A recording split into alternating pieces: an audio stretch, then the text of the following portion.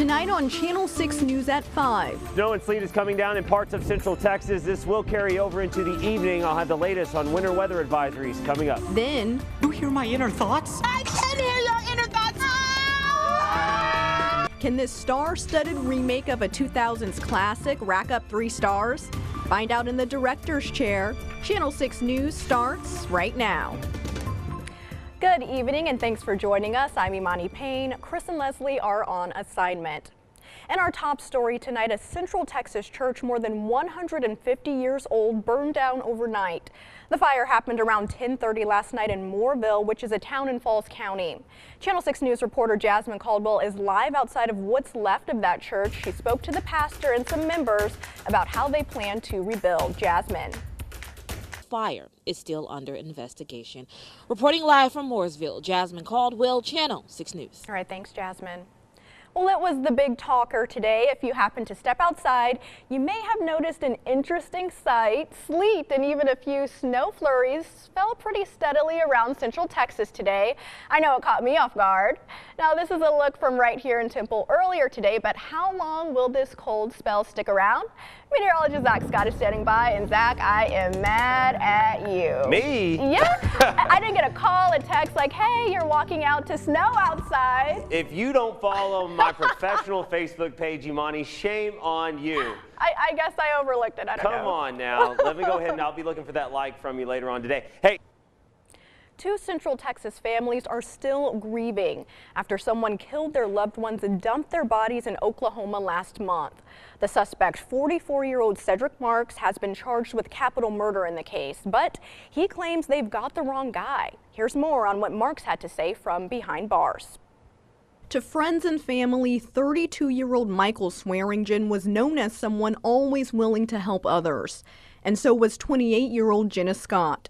She was kind of a free spirit. She enjoyed helping people. She had a smile that could light up a room.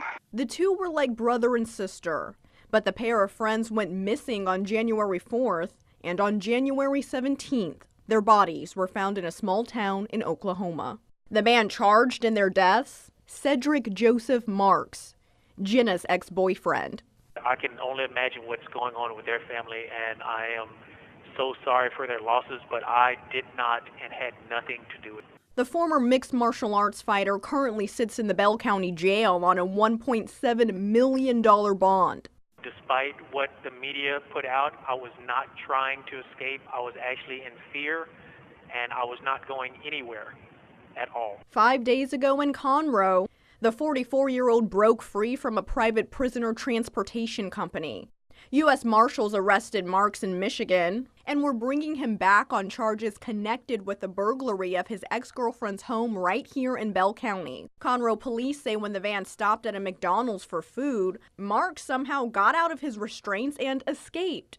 And after a 9-hour manhunt, he was found hiding in a nearby trash can. He says he can't talk about that day, but he didn't shy away from defending himself about the heinous crimes he's accused of.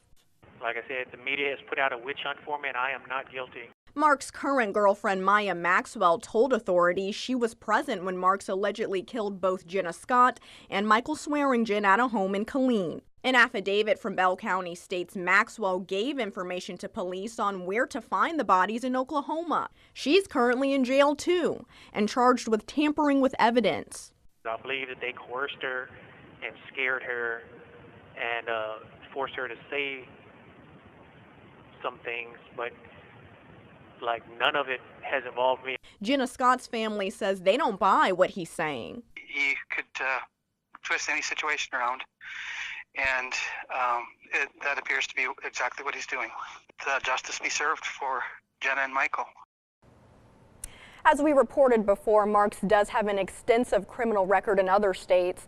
A protective order Jenna had against Marks was thrown out by a Bell County judge last year. A registered sex offender is back in jail tonight after allegedly flashing 2 women at the Woodway HEB. 32-year-old Adam Navarro was arrested yesterday on 2 counts of indecent exposure. The women both told police Navarro exposed himself when he called them over to his car asking for directions. Navarro is listed on the Texas Department of Public Safety's sex offender registry as a sex offender who must register for life. Jeff Bezos is accusing the publisher of the National Enquirer of blackmail and extortion.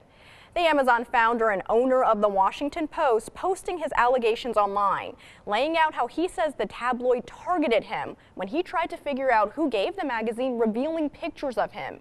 But in a statement, American Media, the publisher of the National Enquirer, says, quote, "It acted lawfully and was in good faith negotiations to resolve all matters with Bezos."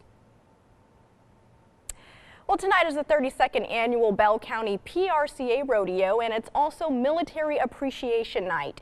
Channel 6's Barry Roy is live tonight with details on a fun event for the entire family. Hey, Barry.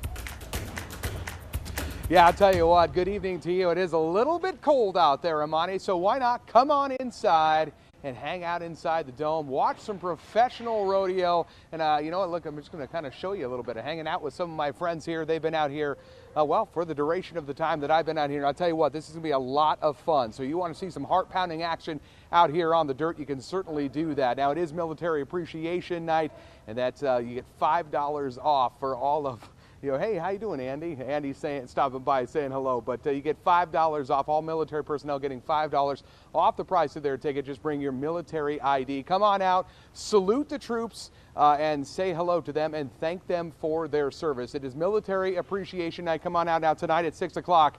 I am going to have for you a story on the rodeo clown who is also a Marine veteran as well. Now he's putting all of his energies into entertaining the crowd. Something you don't want to miss. And Imani, as I send it back to you, I just might bring one of those back with me because we can use one I don't of know those about at the that. station, Looks right? like the whole Channel 6 gang is out there. All right, thanks, Barry. Well, still to come on Channel 6 News at 5, Chris Pratt reunites with Elizabeth Banks and other vocal talents in the Lego Movie 2, the second part. We will have a review from the director's chair. And that's the important thing, to make sure that you have someone who has the credentials to work with you on making sure that your car seat is safely secured and installed. And in this week's Tracking Zach, with baby Scott on the way, Zach learns from the professionals how to properly install a car seat. Stick with us. Welcome back. As many of you know, our very own Zach Scott and his wife Anne-Marie are expecting their first child. Little baby Scott will be making his appearance in the next few weeks. And if you happen to check out Zach's Facebook page, he posted video of him trying to figure out how to install a car seat for the very first time. And needless to say, it seemed to be a challenge, isn't that right? That's right. Watch my wife right there. She corrects it. Helping you out. Yeah, we're off and running then. It was definitely a challenge, but I wanted to make sure that little baby Scott is going to be safe as possible. So I decided to head over to see the professionals, the Temple Fire Department. They taught me quite a few important things that I didn't know. Take a look. And that's the important thing, to make sure that you have someone who has the credentials to work with you on making sure that your car seat is safely secured and installed. All right, so we're going to take now and press into the base with one hand here, and then we're going to pull to get all of this slack out of the way.